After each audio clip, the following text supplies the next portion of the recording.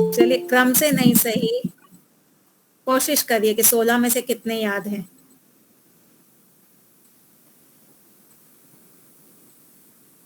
नमस्ते आचार्य जी। नमस्ते माता जी। सभी को नमस्ते जी। कोई प्रयास करेगा? गिनती करते जाइए, आपको कितने याद हैं। जी आचार्य जी क्या सवाल किया? मैंने कहा 16 पदार्थों के नाम हाँ जी, मैं सुना सुमंत जी। सकती हूँ।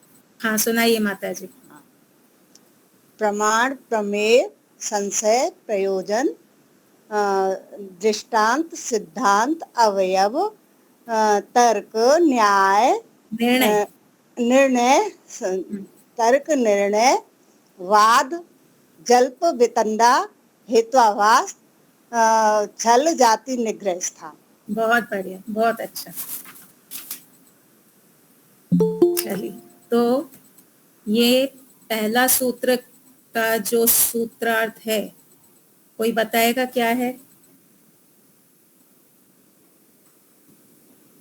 पहले सूत्र का ये 16 पदार्थ बताए, उसके बाद में क्या कहा?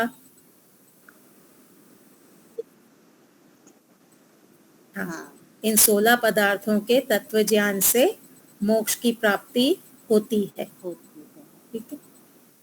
अब एक और प्रश्न, न्याय की प्रवृत्ति किस केस में होती है? 3 केस पिछली बार बताए थे। 3 केस बताए थे ना। एक, आपको वस्तु का बिल्कुल भी ज्ञान नहीं है। पहला केस था कि आपने उस वस्तु के बारे में कभी सुना नहीं, देखा नहीं, जाना नहीं, जीरो नॉलेज। सेकंड, उस वस्तु के बारे में कुछ आपको जानकारी है। और हाँ, हाँ, और थर्ड केस था कि उस वस्तु के बारे में आपको पूरी जानकारी है। तो ये 3 केसेस में से किस केस में न्याय की प्रवृत्ति होगी? जिसमें थोड़ी कुछ जानकारी होगी। हाँ, जहाँ पे कुछ जानकारी होगी वहां पर न्याय की प्रवृत्ति होगी। आपको थोड़ा मालूम है और आपको जानने की अधिक इच्छा है, तब आप क्या करेंगे? प्रमाण आदि से उस वस्तु को जानने का प्रयास करेंगे। बिल्कुल भी जानकारी नहीं है तो हमारे अंदर कोई क्यूरियोसिटी नहीं जागेगी। अब अफ्रीका का कोई गांव है जिसके बारे में हमने कभी सुना ही नहीं है, तो क्या कोई क्यूरियोसिटी जागेगी कि कौन सा गांव है, कैसा है, कितने लोग रहते हैं, क्या ट्रेडिशन फॉलो होता है? कोई भी हमारे अंदर प्रवृत्ति नहीं जागेगी। और जिस वस्तु को हम अच्छे से जान चुके हैं, अब उसको जानने की भी इच्छा हमारे अंदर नहीं होगी। क्यों? क्योंकि हमको पूरी जानकारी हो चुकी है उसकी। अब और क्या जाने, सब कुछ तो जान चुके उसके बारे में। तो जहां पर थोड़ा जानते हैं और थोड़ा और जानने की इच्छा है, वहां पे न्याय की प्रवृत्ति होती है। फिर कहा, पूर्व पक्ष ने कहा कि हमको प्रमेयों को जानना है। 12 जो प्रमेय हैं उनको जानना है, और उनको जानने का साधन क्या है? प्रमेयों को किससे जानते हैं हम? प्रमाणों से। प्रमेयों को प्रमाणों से जानते हैं। तो कहा गया कि 12 प्रमेयों को जानो, इनको जानने से तुम्हें मुक्ति की प्राप्ति हो जाएगी। संसार में अनेक पदार्थ हैं, असंख्य पदार्थ हैं। हम अगर गिनती करने जाएं तो हम गिनती नहीं कर सकते, असंख्य पदार्थ हैं, तो हम सबको तो नहीं जान सकते। तो सूत्रकार ने, गौतम मुनि ने कहा कि 12 प्रमेय हैं, इनको जान लो, इनको जानने से मुक्ति की प्राप्ति हो जाएगी। सब कुछ जानने की आवश्यकता नहीं है। हार्ट कैसे काम कर रहा है, सूरज में कैसे हाइड्रोजन हीलियम में बदल रहे हैं, चांद कैसे घूम रहा है, अमेरिका की डेमोक्रेसी में क्या चल रहा है, ये सारा जानने की जरूरत नहीं है। कल बैठ जाएंगे ना हम लोग टीवी के आगे, तो वो सब नहीं जानोगे तो भी कोई बाधा नहीं आएगी। क्या जानना है? ये 12 जो प्रमेय हैं इनको जानो, इनके जानने से तुम्हारे दुख दूर हो जाएंगे। तो यहाँ वहां भागने की जरूरत नहीं, बस 12 प्रमेयों पे फोकस करना है। तो पूर्व पक्षी ने इसी का आधार लेकर के एक प्रश्न किया कि 12 जो प्रमेय हैं इनको जानने का साधन है प्रमाण। आपने कहा 12 प्रमेयों को जानो, तो मुक्ति हो जाएगी, और इनको जानने का साधन है प्रमाण। तो सूत्र में केवल प्रमाण और प्रमेय की ही बात करते ना आप। जब 2 से काम हमारा हो रहा है तो फिर बाकी के 14 पदार्थ आपने क्यों रखे? आवश्यकता नहीं थी, प्रमाण और प्रमेय से काम हमारा चल जाता। तो इसके उत्तर में वादी ने क्या कहा, कुछ याद है? इसका उत्तर मैंने बताया था। जी 14 तत्वों को अगर हम 14 तत्वों को नहीं जानते तो यह विद्या भी आध्यात्मिक विद्या उपनिषद वगैरह की तरह त्रयी त्रयी विद्या हो जाती, आन्वीक्ष की विद्या नहीं रहती। बहुत बढ़िया। अगर हम केवल 2 ही पदार्थों की बात करते, प्रमाण और प्रमेय की ही बात करते, अन्य 14 जो बताए गए हैं उनको नहीं बताते, उनके बारे में डिस्कशन नहीं करते, शास्त्र में नहीं बताते, तो ये आन्वीक्ष की विद्या नहीं रहती, ये भी त्रय विद्या हो जाती, ये भी आध्यात्म विद्या की तरह ही हो जाती, जहाँ पे केवल ऊपर ऊपर की बातें होती हैं। जैसे उपनिषद है ना कि तू आत्मा को जान, तू परमात्मा को जान, तो वहां पे केवल यही कहा है कि तू आत्मा को जान, तू परमात्मा को जान, लेकिन उसका जो प्रोसेस है ईश्वर को जानने में, आत्मा को जानने में, इंद्रियों को जानने में, जो पूरा प्रोसेस है उसमें कई सारे स्टेप्स आएंगे। वो स्टेप्स हमको यहाँ पे न्याय दर्शन में बताने थे, इसलिए हमने अन्य 14 पदार्थ भी इसमें रखे।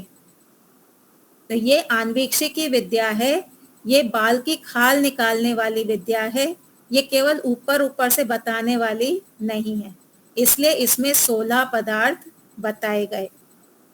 तो उसी क्रम में प्रमाण और प्रमेय को तो पूर्व पक्षी ने मान लिया कि ठीक है, प्रमाण और प्रमेय तो ठीक है, तो अब उसको 14 जो अन्य पदार्थ हैं उसमें शंका हो रही है कि आपने ये 14 पदार्थ क्यों रखे इसके अंदर। तो उसी को अब गौतम मुनि एक एक करके खोल रहे हैं। पहला सूत्र जो है ना, ये थोड़ा लंबा है। लंबा क्यों है? क्योंकि ये सारे पूरा जो ग्रंथ है, पूरा जो न्याय शास्त्र है उसका सार है। तो इसमें एक पहले सूत्र में ही एक एक पदार्थ क्यों इस ग्रंथ में रखे गए, क्यों इस शास्त्र में ये 14 पदार्थ और रखे गए, तो हर पदार्थ की यहाँ पर थोड़ी थोड़ी भूमिका दी गई है, इसलिए ये थोड़ा लंबा है सूत्र, इसका भाष्य लंबा है। तो अब आगे कहा कि संशय क्यों बताया गया। तीसरा जो पदार्थ है संशय, तो आपने संशय की यहाँ पे चर्चा क्यों की? तो गौतम मुनि ने कहा न्याय की प्रवृत्ति ही कब होती है? जब संशय होता है। न्याय की प्रवृत्ति होने का कारण ही संशय है। जब व्यक्ति को संशय होगा, उसको ये होगा कि ये क्या है, ये वस्तु क्या है, ऐसी है या ऐसी है। संशय का अर्थ क्या है? 2 प्रकार के पक्ष होना, कि वस्तु कैसी है, जैसे ही दिख रही है वैसी है या कुछ और भी है। तो जब संशय होगा तो व्यक्ति उसको जानने की जिज्ञासा करेगा, और जानने का साधन क्या है? प्रमाण है। तो इसलिए अगला जो पदार्थ बताया वो है संशय। जब तक संशय नहीं होगा न्याय में प्रवृत्ति नहीं होगी। जब तक आपके अंदर अथवा 2 व्यक्तियों के बीच में 2 पक्ष नहीं बनेंगे तब तक न्याय की प्रवृत्ति नहीं होगी। आप किसी को कोई स्टोरी सुना रहे हैं और सामने वाला सुनता जा रहा है, आप एक कहानी सुना रहे हैं किसी को, सामने वाला सुनता जा रहा है, तो वहां पे आपको न्याय की अपेक्षा नहीं है। लेकिन अगर वो सामने वाला कुछ पूछ दे आपसे, तब क्या होगा? आपको प्रमाणों से अपनी बात को सिद्ध करना पड़ेगा। तो वहां पे 2 पक्ष हो जाएंगे ना, एक आपका पक्ष, एक सामने वाले का पक्ष। तो जहां पर संशय होगा वहां पे न्याय की प्रवृत्ति होगी।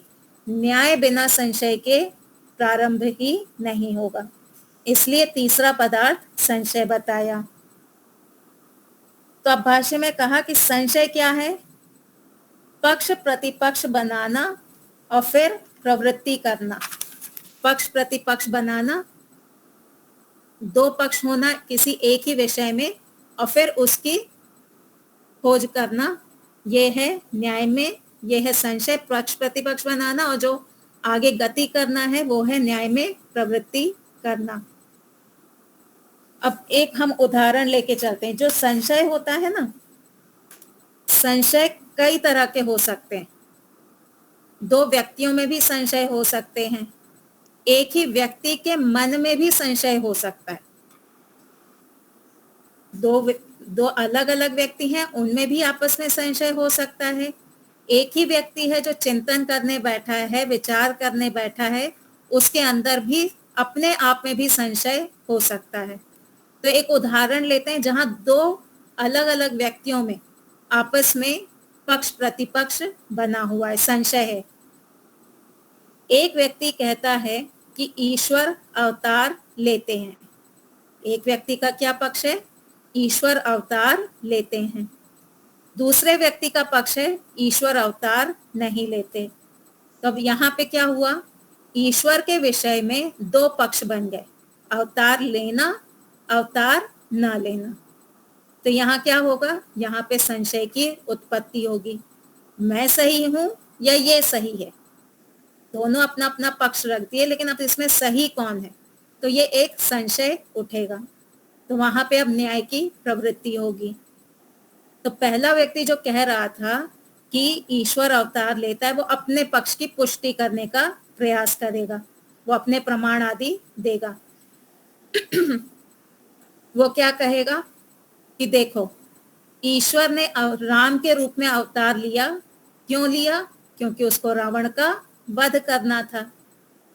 ईश्वर ने राम के रूप में अवतार लिया क्योंकि उसको रावण का वध करना था। ईश्वर ने कृष्ण के रूप में अवतार लिया क्योंकि उसको दुर्योधन आदि का नाश करना था। ऐसे ही दुर्गा आदि के रूप में ईश्वर अवतार लेते हैं और दुष्टों का नाश करते हैं। ये किसका पक्ष था? जो कह रहा था कि ईश्वर अवतार लेते हैं। अब दूसरे पक्ष वाला कहेगा, अच्छा ये बताओ, किसी चीज को बनाने में कठिनता होती है या बिगाड़ने में? बनाने किसी में। चीज की को बनाना है और बिगाड़ना है, तो कौन सा काम ज्यादा कठिन है? तो उत्तर आएगा कि बनाना अधिक कठिन है। एक घर को बनाने में 2 साल लग जाते हैं, तोड़ने में 2 दिन लगते हैं।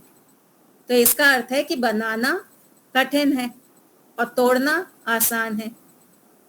क्या ईश्वर ने राम, कृष्ण, दुर्योधन, कंस, रावण, इनका जो शरीर बनाया था, उसके लिए अवतार लिया था?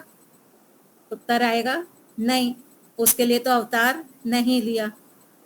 तो जब बनाने में ज्यादा शक्ति लगती है, उसके लिए ईश्वर ने अवतार नहीं लिया, तो उनका वध करने के लिए क्यों लेंगे ईश्वर अवतार? तो इससे सिद्ध होगा कि ईश्वर अवतार नहीं लेते। अब पूर्व पक्षी क्या करेगा? दूसरा हेतु लेके आएगा। पहले उसने क्या कहा था कि ईश्वर अवतार लेते हैं क्योंकि उनको दुष्टों का नाश करना होता है। तो जब उसका ये हेतु कट गया कि भाई बनाना तो कठिन है, और कठिन काम के लिए जब ईश्वर अवतार नहीं ले रहे, तो सरल काम के लिए क्यों लेंगे? तो अब वो अपना हेतु बदल देगा। देखो, अगर ईश्वर अवतार ले करके इन दुष्टों का नाश नहीं करेंगे, तो आम जनता को कैसे पता चलेगा कि दुष्ट प्रवृत्ति नहीं रखनी चाहिए? आम जनता को सिखाने के लिए, दिखाने के लिए, अपनी सत्ता बताने के लिए ईश्वर ने क्या किया? अवतार लिया और सबके सामने रावण का, कंस का, दुर्योधन का नाश किया। अब क्या पक्ष बना दिया कि जनता को दिखाने के लिए कि जनता गलत रास्ते पे ना जाए, जनता अधर्मी ना हो जाए, इसलिए ईश्वर ने अवतार लिया और इन दुष्टों का नाश किया।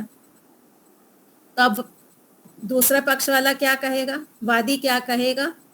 अच्छा ये बताओ कि जब रावण को मारा, तो रावण का वध करने के लिए पूरी सेना लेके गए राम जी। क्या अकेले रावण का वध हुआ या राम जी के सेना में जो सैनिक थे उनका भी वध हुआ? सैनिक भी मारे गए ना।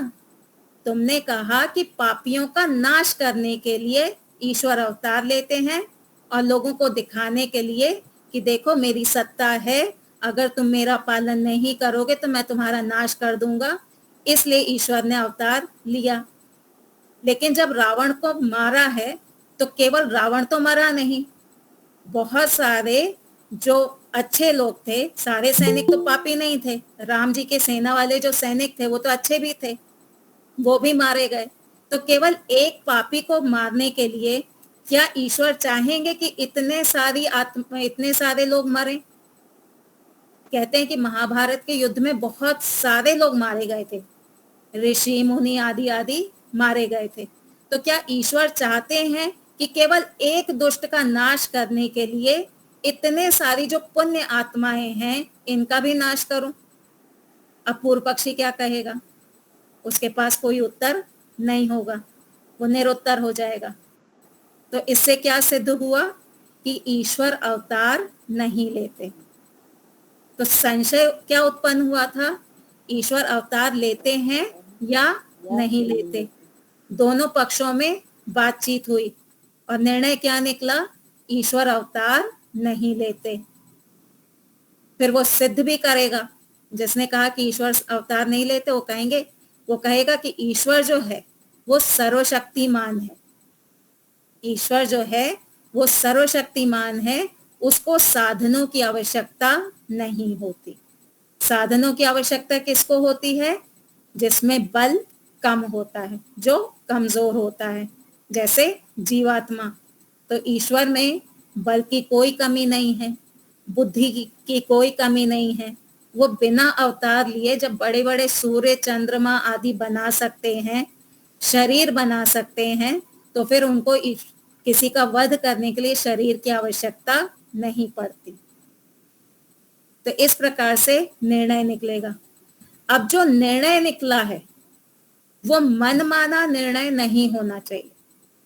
जैसे मान लीजिए कि दो कम बुद्धि वालों के बीच में बातचीत हो रही है, तो क्या हम ये अपेक्षा कर सकते हैं कि उनका जो निर्णय निकला होगा वो सही होगा?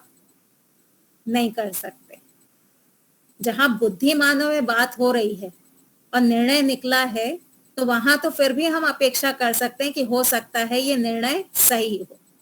लेकिन जहां चालाक हैं, कम बुद्धि वाले हैं, वहां पे निर्णय पे हमको शंका होगी। तो जब हम निर्णय निकालते हैं, किसी निर्णय पे पहुंचते हैं, जब हम डिसीजन मेकिंग करते हैं, तो वो हमारा निर्णय प्रमाणों से भी सिद्ध होना चाहिए।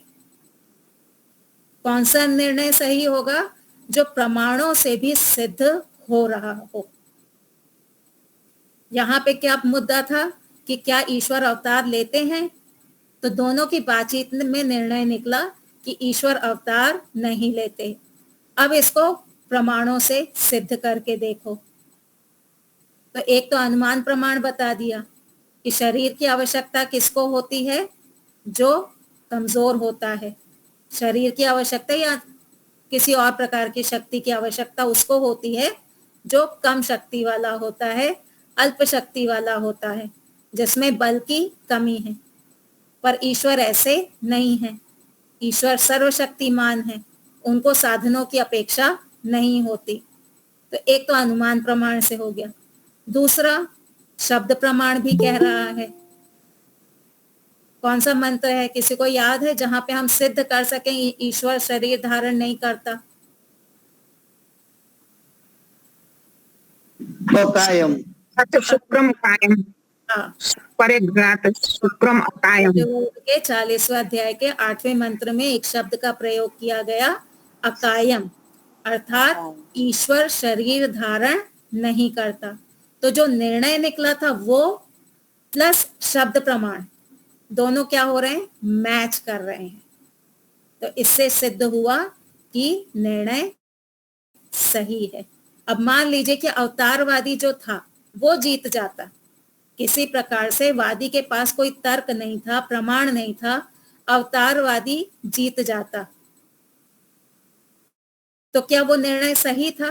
नहीं। क्यों? क्योंकि वो शब्द प्रमाण से, अनुमान प्रमाण से मैच नहीं कर रहा। तो निर्णय हमारा हमेशा शब्द प्रमाण से मैच होने वाला होना चाहिए, प्रत्यक्ष प्रमाण से मैच होने वाला होना चाहिए, या फिर अनुमान प्रमाण से मैच होने वाला होना चाहिए। अगर उससे मैच नहीं हो रहा है तो फिर निर्णय हमारा गलत है। तो यहाँ तो हमने उदाहरण लिया जहां पे दो व्यक्तियों का आपस में कॉन्फ्लिक्ट था, संशय था। दो अलग अलग व्यक्तियों के अलग अलग पक्ष थे। अब एक उदाहरण लेते हैं जहां एक जो व्यक्ति है उसके खुद के मन में ही शंका उठ रही है।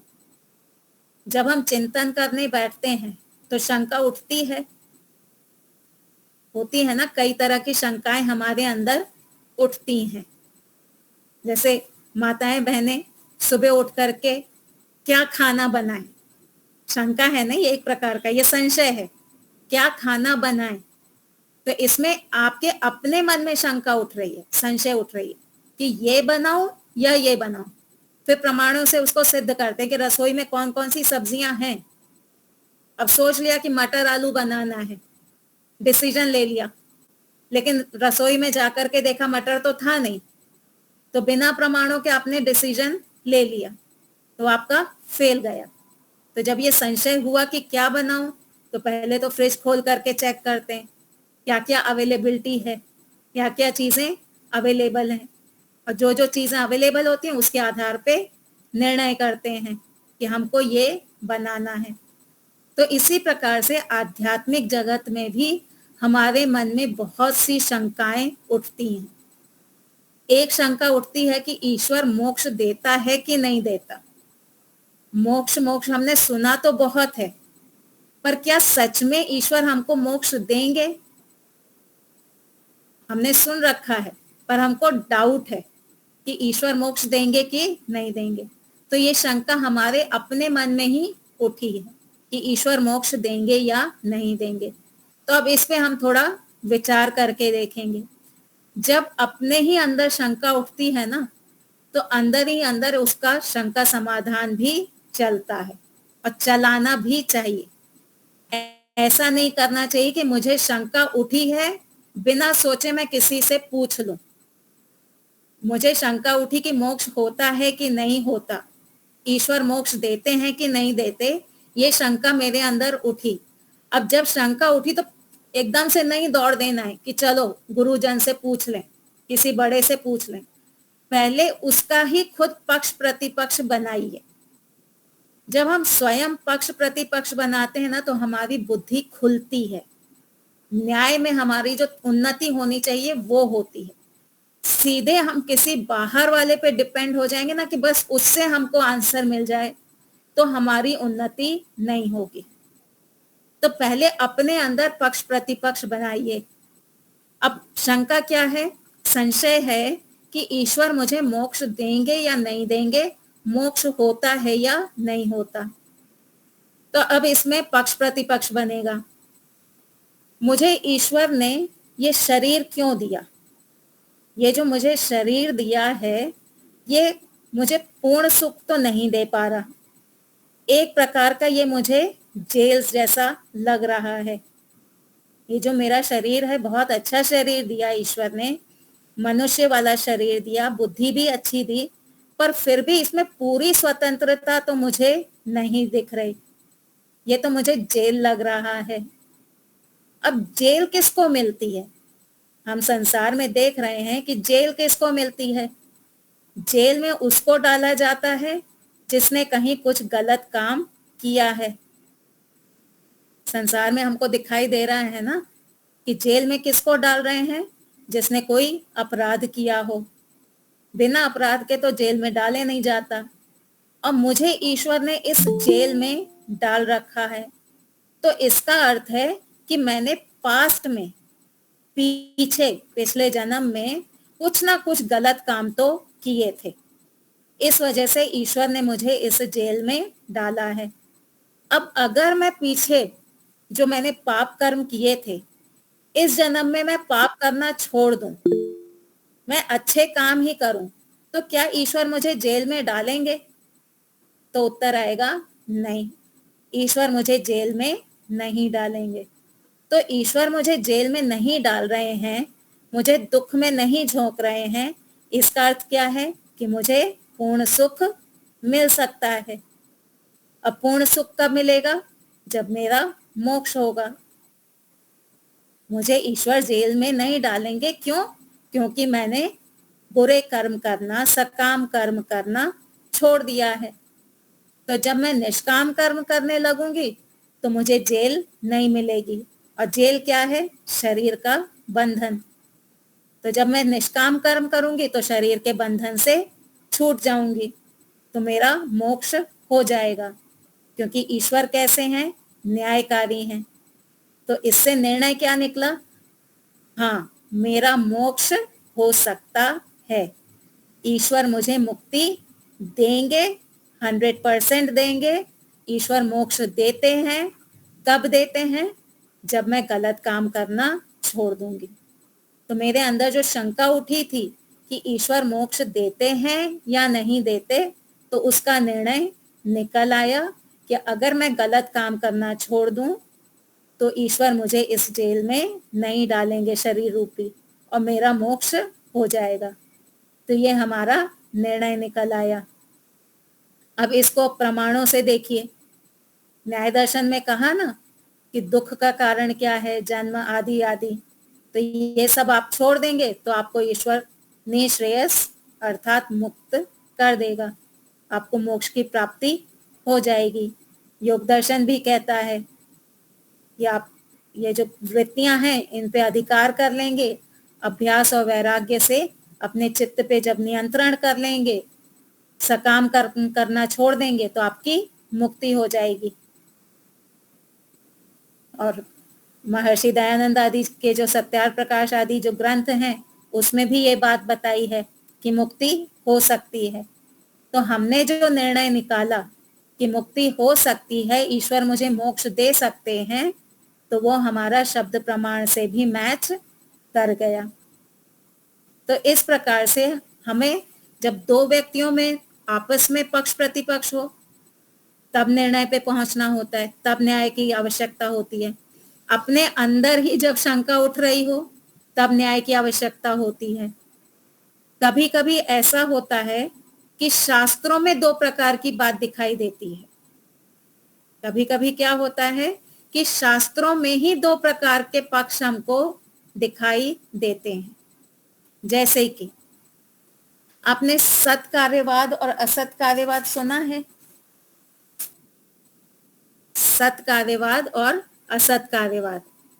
तो सत कार्यवाद योग और सांख्य वाले मानते हैं, और असत कार्यवाद वैशेषिक और न्याय वाले मानते हैं। दो प्रकार के हैं ये, सत कार्यवाद और असत कार्यवाद।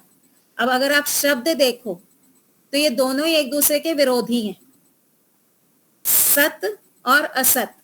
सत कार्यवाद, असत कार्यवाद, और दोनों ही कैसे हैं? एक दूसरे के विरोधी हैं। अब हम तो कह रहे हैं कि ये जो 6 दर्शन हैं ये 6 वैदिक दर्शन हैं, ये 6 के 6 हमको मोक्ष की ओर ले जाने वाले हैं। लेकिन इन दर्शनों में आपस में ही कॉन्ट्राडिक्शन है। दो सत्कार्यवाद कह रहे हैं, दो असत्कार्यवाद कह रहे हैं। तो अब हम किसको माने? शंका उठेगी ना यहाँ पे कि कौन सा सही है। हम सांख्य और योग को माने या वैशेषिक और न्याय को माने? तो यहाँ पे शास्त्रों को लेकर के ही हमको शंका हो गई। तो यहाँ शास्त्रों में कमी नहीं है।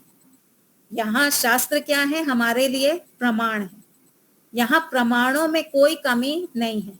यहाँ कमी किसमें है? प्रमाता में। हमेशा याद रखिए, प्रमाण कभी भी गलत नहीं होते। प्रमाण जो होंगे ना वो कभी भी गलत नहीं होते। प्रमाता गलत हो सकता है, प्रमाण गलत नहीं होंगे, प्रमाता गलत हो सकता है। सत्कार्यवाद असत्कार्यवाद को हम थोड़ी देर बाद समझते हैं।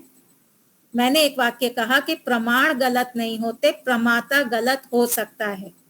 एक मोटा सा उदाहरण लेंगे। आपने ये जो शेफ वगैरह होते हैं ना, जो कुक होते हैं, उनको कभी चाकू यूज करते हुए देखा है? वो कितना खट खट खट खट करके प्याज आदि को काटते हैं। तो वहां जो चाकू होता है ना, नाइफ, जो चाकू है वो है प्रमाण। अब एक शेफ को एक चाकू दे दिया कि इससे सब्जी काटो, तो उसने प्रमाण का सही प्रयोग किया। अब वही चाकू हमको मिल जाए, हम क्या कहेंगे? उस चाकू को चलाना हमको नहीं आएगा, तो हम कहेंगे कि ये चाकू खराब है। वो चाकू खराब है या उसको यूज करने वाला खराब है? अगर चाकू खराब होता तो शेफ भी ना काट पाता, पर शेफ तो काट ले रहा है, हम नहीं काट पा रहे। इसका मतलब है कि चाकू जो है वो तो सही है, उसको यूज करने वाला खराब है, उसमें कमी है। तो इसी प्रकार से प्रमाण जो होते हैं वो तो सही होते हैं, लेकिन प्रमाता गलत हो सकता है। उसको प्रमाणों को यूज करना नहीं आ रहा, प्रमाणों को वो समझ नहीं रहा है, इसलिए उसको सही ज्ञान नहीं हो रहा। तो प्रमाण हमेशा सही होते हैं। अब न्याय दर्शन है, वैशेषिक दर्शन है, योग दर्शन है, सांख्य दर्शन है, ये है हमारे लिए प्रमाण। अब इनमें दो अलग बातें आई। एक तरफ हम कह रहे हैं ये प्रमाण है, दूसरी तरफ कह रहे हैं कि इनमें दो विरुद्ध बातें हैं। तो इसमें हमारी अंडरस्टैंडिंग में कमी है या उनमें विरोध है? हमारी अंडरस्टैंडिंग में कमी है। तो यहाँ हमारी पर कमी है। हमारी अंडरस्टैंडिंग में कमी है, उनमें विरोध नहीं है।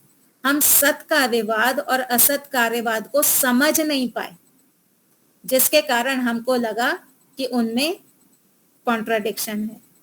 सत कार्यवाद क्या कहता है कि जो वस्तु उत्पन्न हुई है, जो वस्तु उत्पन्न हुई है उसका कभी भी पास्ट में उत्पन्न होने से पहले भी अभाव नहीं था, उसकी सत्ता थी।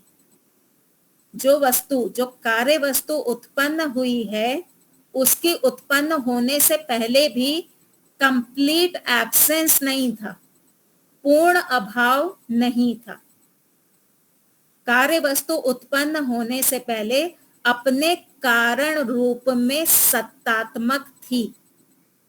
सत्कार्यवाद क्या कहता है कि जो कार्य वस्तु है, घड़ा जो उत्पन्न हुआ है, उत्पन्न होने से पहले वो अपने मिट्टी के रूप में था, उसकी सत्ता थी।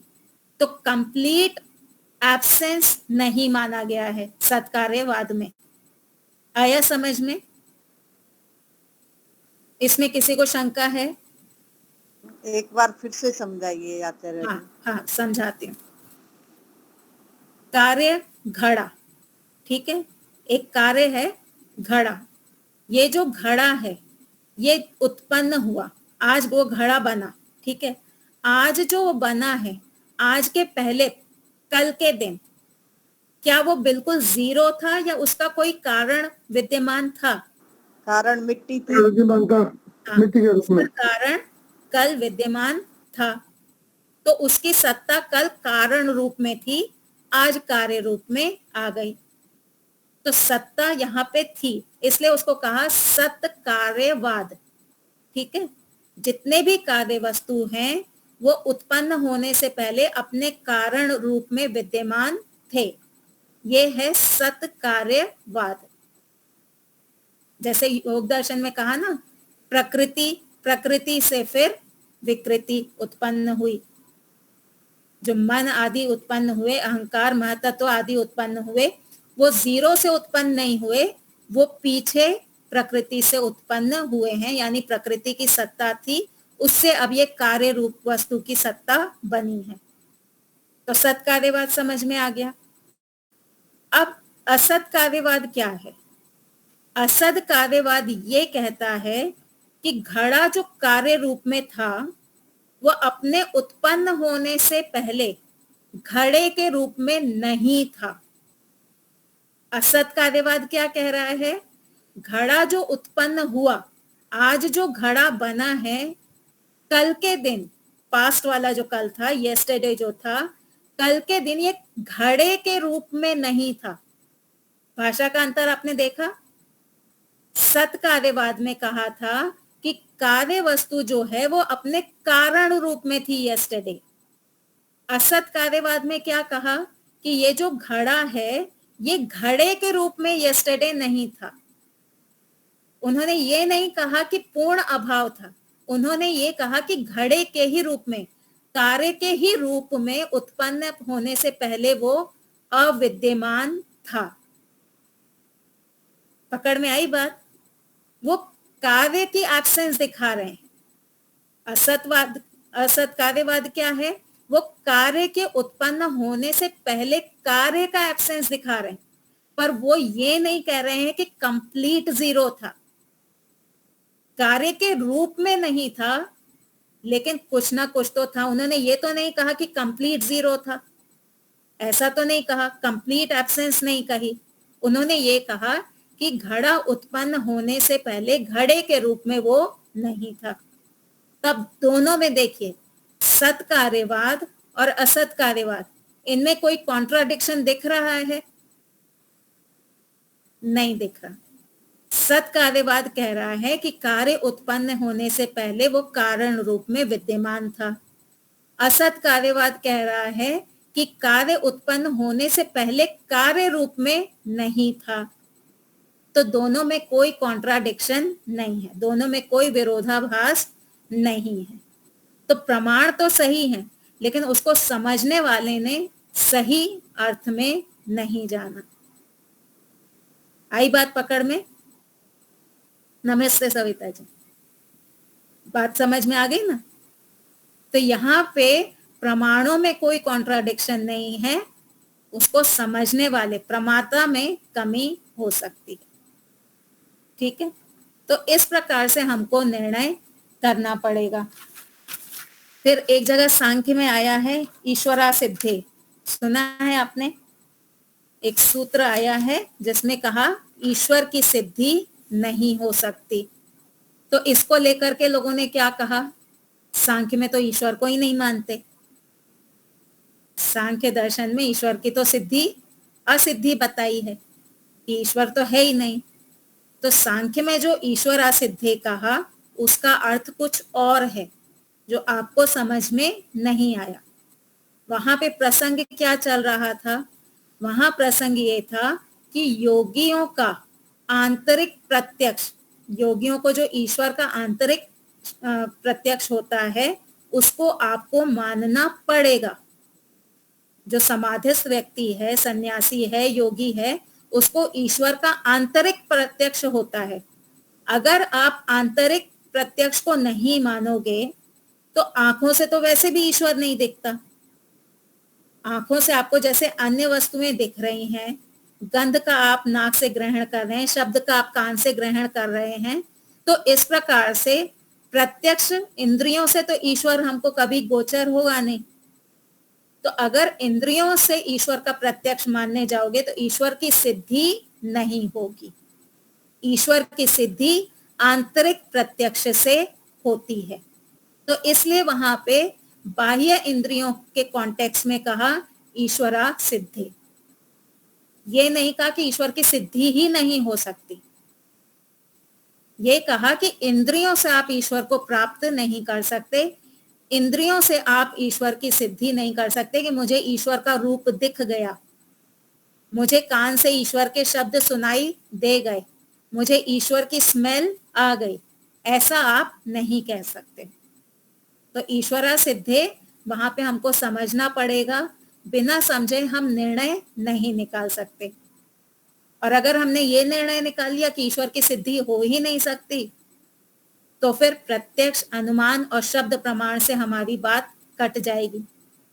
शब्द प्रमाण कहता है ईश्वर है, अनुमान प्रमाण कहता है कि सृष्टि का कर्ता है, प्रत्यक्ष हमारा खुद का हुआ है। जब कोई गलत योजना मैंने बनाई तो मुझे भय लज्जा शंका हुई, कुछ अच्छा विचार किया तो मेरे अंदर उत्साह जागा, तो ये मेरा प्रत्यक्ष है। तो प्रत्यक्ष, अनुमान और शब्द तीनों प्रमाण कह रहे हैं कि ईश्वर है, ईश्वर की सिद्धि हो सकती है। तो आपने जो अर्थ निकाला ईश्वरा सिद्धे, वो आपने गलत अर्थ निकाला है। तो इस प्रकार से जब संशय हो तो उस संशय का निवारण करना चाहिए, और निवारण करने के लिए क्या लेंगे? हम प्रमाणों की सहायता लेंगे। बिना प्रमाणों के यदि निर्णय निकालेंगे तो कोई गारंटी नहीं है कि वो निर्णय सही ही हो। हमारा निर्णय हमारे प्रमाणों के साथ में मैच करता हुआ होना चाहिए। जी महेंद्र भाई। अच्छा, अब किसी व्यक्ति बहन ने कहा, हाँ बहन ये हाँ जी, ईश्वरा सिद्धि, आपने जो कहा ईश्वरा सिद्धि, हाँ वो सूत्र है क्या? हाँ, शायद से पहले अध्याय में ही है। एग्जैक्ट मुझे उसका एड्रेस नहीं पता, पर सूत्र है ये। ठीक। वहां कॉन्टेक्स्ट यही था कि ये जो हमारी बाह्य इंद्रियां हैं, उनसे ईश्वर की सिद्धि नहीं हो सकती है। ईश्वर की सिद्धि आंतरिक प्रत्यक्ष से ही हो सकती है। ठीक है, आगे चले। अब एक व्यक्ति ने कहा कि सुख और दुख ये आत्मा के गुण हैं। एक व्यक्ति ने क्या कहा? सुख और दुख आत्मा के गुण हैं। और उसने लॉजिक क्या दिया? जैसे आत्मा के जो 24 लक्षण 24 गुण बताए ना सत्यार्थ प्रकाश में, उसमें एक उत्साह भी है। उत्साह है, भीषण है, डर जाना आदि आदि। तो उसने कहा कि आप कहते हो कि अगर आत्मा के लक्षण होंगे सुख और दुख, वादी अगर ये कहे कि आत्मा का लक्षण है सुख, तो उसको सदा सुखी रहना चाहिए, उसको यहाँ वहां भटकना नहीं चाहिए सुख के लिए। आपने ये कहा कि अगर आत्मा का लक्षण सुख होगा तो वो सदा सुखी रहेगा। पर यहाँ पे जो उत्साह लक्षण बताया है आत्मा का, एक गुण आत्मा का उत्साह बताया, क्या आप सदा उत्साहित रहते हैं? नहीं रहते। जब सामने कोई आलंबन आता है तब आप उत्साहित हो जाते हैं, आपका गुण है उत्साह। पर जब सामने आलंबन आएगा तब आप उत्साही हो जाएंगे। वैसे ही आपका सुख गुण है, जब आप सामने कोई आलंबन आएगा तो वो गुण जागृत हो जाएगा। पकड़ में आई बात? जैसे उत्साह आत्मा का एक गुण है, पर आत्मा सदा उत्साही नहीं रहता। सामने कोई आलंबन आता है तो वो उत्साही हो जाता है। तो ऐसे ही अगर हम ये मान लें कि सुख आत्मा का ही गुण है, सामने कोई आलंबन आने से वो सुखी होने लगेगा, सुख की अनुभूति करने लगेगा, तो इसमें क्या हानि है? तो निर्णय निकाल लेते हैं कि आत्मा का गुण है सुख। ठीक है, ऐसा हम निर्णय कर लेते हैं। अब ये जो हमने निर्णय लिया कि आत्मा का गुण है सुख, क्या ये हमारे शब्द प्रमाण से मैच होगा? नहीं होगा।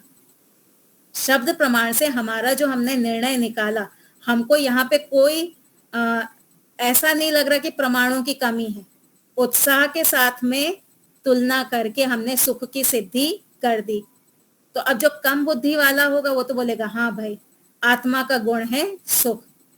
लेकिन जो ऋषि होंगे वो क्या कहेंगे? वो कहेंगे तुमने जो निर्णय लिया है उसको तुम शब्द प्रमाण के साथ में मैच करके देखो। क्या शब्द प्रमाण के साथ में तुम्हारा ये मैच हो रहा है? तो उत्तर आएगा नहीं, हमने जो निर्णय लिया वो शब्द प्रमाण से मैच नहीं हो रहा। तो इसका मतलब है कि तुम्हारा जो निर्णय है वो गलत है। आत्मा का गुण नहीं है सुख। सुख दुख आत्मा के गुण नहीं है, वो उसको प्रकृति से मिलते हैं और सुख ईश्वर से भी मिलता है। ठीक है, तो जब भी हम किसी निर्णय पे पहुंचे, पहली बात तो ये शंका उठाएं अपने मन में। ये जो ब्रह्मचारी गण हैं, सन्यासी गण हैं, ये क्या करते हैं? ये अपनी संस्था में बैठ करके कोई टाइम पास नहीं करते, ये शंका उठाते हैं, अपने ही मन में शंका उठाते हैं और उसके बाद में प्रमाणों के आधार पे निर्णय पर पहुंचते हैं। तो पहले तो हम शंका उठाएं। जितनी ज्यादा हम शंका उठाएंगे ना, उतनी हमारी उन्नति होगी, बौद्धिक उन्नति होगी, तार्किक उन्नति होगी। शंका उठाने के बाद खुद उसको सॉल्व करने की कोशिश करें। दूसरों पे डिपेंड नहीं हो जाए कि वो मुझे आंसर दे देगा। पहले खुद हम अंदर सॉल्व करें और उसके बाद में जो हमने पक्ष प्रतिपक्ष बनाया है वो किसी बड़े, किसी विद्वान के सामने रखें कि मुझे इस विषय में ऐसे ऐसे समझ में आ रहा है और मैंने ये निर्णय निकाला है। उनसे फिर सील लें, उनसे एक स्टैंप लगवाएं कि हमने जो निर्णय लिया है वो सही है या नहीं है। अब अगर सही होगा, आपका पक्ष प्रतिपक्ष पूरा सुनने के बाद अगर वो कहते हैं कि हाँ ये सही है, वेल एंड गुड। अगर सही नहीं है तो फिर वो बताएंगे कि आप में कहाँ कहाँ कमी रह गई, तो इससे हमारी उन्नति होगी। यहाँ पे हमारी न्याय विद्या हमें काम आएगी। अभी हम क्या करते हैं, न्याय की कक्षा है, आना है, बैठना है, सुनना है और चले जाना है। पर न्याय हमारे कब काम आएगा, जब हम पक्ष प्रतिपक्ष अपने अंदर ही उठाएंगे, जब हम संशय उठाएंगे। तो गौतम मुनि ने कहा कि संशय जो हमने तीसरा पदार्थ रखा है वो इसीलिए रखा है क्योंकि संशय से ही न्याय की प्रवृत्ति होती है। अगर संशय नहीं होगा तो न्याय की प्रवृत्ति, न्याय का प्रयोग नहीं हो पाएगा। स्पष्ट हो गया? अब अगर आपसे कोई पूछे कि न्याय दर्शन में संशय की क्या आवश्यकता है, तो उत्तर दे पाएंगे? दे पाएंगे कि नहीं? जब स्कूल में मैं बच्चों को पढ़ाती हूँ ना, पूरा टॉपिक पढ़ाने के बाद फिर उस टॉपिक से रिलेटेड कि आपको एग्जाम में ये क्वेश्चन पूछ सकते हैं, अब आप आंसर कर पाओगे कि नहीं कर पाओगे? तो वो कहते हैं हाँ अब हम कर लेंगे।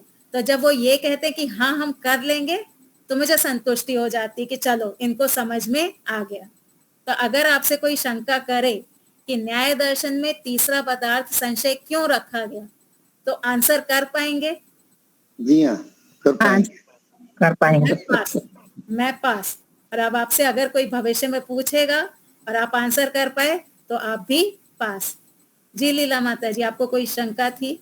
हाँ जी, ऐसे द्वेष आत्मा का गुण है, द्वेष। हाँ, द्वेष आत्मा का गुण है, स्वाभाविक भी है और नैमित्तिक भी है। और राग नहीं है, राग नहीं है। नहीं, राग इसलिए नहीं है क्योंकि न्याय दर्शन में कहा कि ईश्वर में भी राग मत रखो। न्याय दर्शन में क्या कहा? ईश्वर में भी राग मत रखो। अगर आत्मा का गुण होता राग, तो क्या ऐसा कहते कि राग मत रखो? भाई वो तो हमारा स्वाभाविक है, वो तो हम रखेंगे ही। तो अगर उन्होंने कहा कि मत रखो, इसका मतलब है कि वो हमारा स्वाभाविक गुण नहीं है, वो किसी निमित्त के कारण बन रहा है। बाहर प्रकृति के पदार्थों से हमको सुख मिला, इसलिए हमको उसमें राग हो गया। और ईश्वर में भी राग नहीं रखना, तो एक क्वेश्चन उठता है, जब ईश्वर में भी राग नहीं रखना तो करना क्या है? एक तरफ कहते हो कि ईश्वर को प्राप्त करो, दूसरी तरफ कहते हो राग मत रखो। हम संसार में जिस वस्तु में राग रखते हैं उसको प्राप्त करने का प्रयास करते हैं। अब ईश्वर में भी राग नहीं रखें तो उसको प्राप्त क्यों करें? तो उत्तर दिया कि जिस वस्तु में आपको राग होगी और जब वो छूटेगा ना तो आपको दुख होगा। जिस वस्तु में आपको राग है और वो वस्तु अगर छूटेगी तो आपको दुख, खिन्नता होगी ही। अब हमको टेस्ट करना है कि हमको ईश्वर में राग है कि नहीं है। 5 बजे हम उपासना के लिए बैठ गए। हमारी बहुत अच्छी उपासना चल रही थी। ऐसे लग रहा था ईश्वर के साथ में मेरा संबंध बन गया है, ईश्वर मुझे सीधे ज्ञान दे रहे हैं, बहुत अच्छा लग रहा था। एकदम से घर की जो बेल होती है ना, घंटी बजी। हमको इतनी अच्छी उपासना छोड़ करके उठना पड़ा। जब हम इतनी अच्छी उपासना छोड़ करके उठे तो आने वाले के लिए हमारे मन में क्या होगा? कहाँ से आ गया ये? गुस्सा आएगी ना, गुस्सा आएगी। आप ईश्वर को नहीं छोड़ना चाहते थे इसलिए, और छोड़ना पड़ा इसलिए, अब आपको क्या हुआ? आपको गुस्सा आई उस व्यक्ति के प्रति। तो ये गुस्सा करना सही है या गलत है? गलत है। ईश्वर ने कहा मेरे साथ संबंध बनाओ पर गुस्सा मत करो। तो गुस्सा कब नहीं होंगे? जब ईश्वर में राग नहीं होगा। ईश्वर में राग होगा तो गुस्सा आएगा ईश्वर से छूटने पे। अब अगर कोई आ गया, आपकी अच्छी उपासना चल रही थी और किसी ने आकर के घंटी बजा दी, तो अब आप क्या कहेंगे? ईश्वर आप तो मेरे साथ सदा ही हैं, एक पल को भी तो आप मुझसे अलग हैं नहीं, मैं दरवाजे तक जाऊंगी तो भी आप मेरे पास हैं, मेरे अंदर बैठे हुए हैं। ठीक है, थोड़ी देर जो आया है उसको एंटरटेन कर लूं, उसके बाद में वापस आपके साथ आ जाऊंगी। ऐसा विचार करेंगे तो क्या गुस्सा आएगा? नहीं आएगा। तो आपका व्यवहार भी चलता रहेगा, ईश्वर के साथ संबंध भी बना रहेगा और राग भी नहीं होगा। ठीक है, तो राग हमारा स्वाभाविक गुण नहीं है, ये किसी निमित्त से उत्पन्न होता है। निमित्त के हट जाने पे वो भी समाप्त हो जाएगा। ठीक है जी, दीपालिका जी। हम्म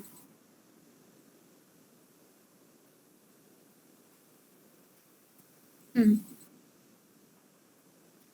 हम्म अच्छा। हम्म, तो इसको हम शब्द प्रमाण से जानेंगे। महर्षि दयानंद जी के जो वचन है वो हमारे लिए शब्द प्रमाण है। ठीक है, महर्षि दयानंद जी जब लेटर लिखते थे ना, पत्र लिखते थे, किसी राजा को लिख रहे हैं या किसी और को लिख रहे हैं, तो उसमें लिखते थे आशा है कि आप आनंदित होंगे। ठीक है, ईश्वर से आपके आनंद की कामना करते हैं, इस प्रकार के शब्द उनके होते थे। अब जब वो किसी राजा को लिख रहे हैं तो वो चाह रहे हैं कि राजा आनंद में हो, और उनको भी पता है कि राजा ईश्वर से जुड़ा हुआ नहीं है ना, ईश्वर का आनंद उसको नहीं मिल रहा। पर महर्षि दयानंद जी आनंद शब्द का प्रयोग कर रहे हैं, तो इसका अर्थ हुआ कि प्राकृतिक चीजों से भी जो सुख मिलता है उसको भी आनंद कह सकते हैं। ठीक है, शब्द प्रमाण ये कह रहे हैं कि प्राकृतिक वस्तुओं से जो सुख मिल रहा है उसको भी आनंद कह सकते हैं। और कई जगह सत्यार प्रकाश में ईश्वर के आनंद को भी सुख बोला गया है।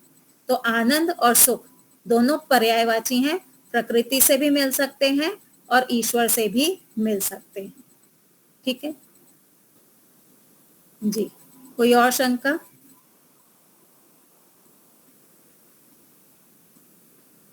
ठीक है, अब हमारे पास 2 ही मिनट है। आगे चौथा पदार्थ क्या है? प्रमाण, प्रमेय, संशय और उसके बाद प्रयोजन। तो प्रयोजन जो है वो हम अगली कक्षा में लेंगे, क्योंकि वो भी एक थोड़ा लंबा विषय है। अभी समय हमारे पास 2 ही मिनट है, अगर किसी को कुछ पूछना है तो पूछ सकते हैं।